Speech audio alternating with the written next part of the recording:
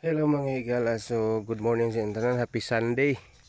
So mauna na siya karon ang update sa opening karsada gikan sa Kauyunan paingon sa Bubong Kitaw-Taw o motabok pagid ni siya sa New Visayas Don Carlos Bukidnon. So kinsa tong taga Kitaw-Taw, taga Kibawe, taga Dangkagan, taga Don Carlos ug maamay tuyo des Kadingilan or New Visayas Don Carlos. So pwede na mo dre puhon mo agi sa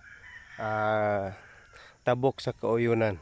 Kay dool na lang gid, kay di na mo mulibot dito sa Kuangko or Concepcion mana. So mo ni siya kalua guys. Oh. So ang nakalot nila ani mga 6 meters pa. So ang ilang kuan dre is 80 metros ang kalawom. Dayon ang kaluag po niya is 80. So mao ni siya update diri sa opening highway o karsada. Paingon ni siya mulita guys, kani nga dalan paingon mulita.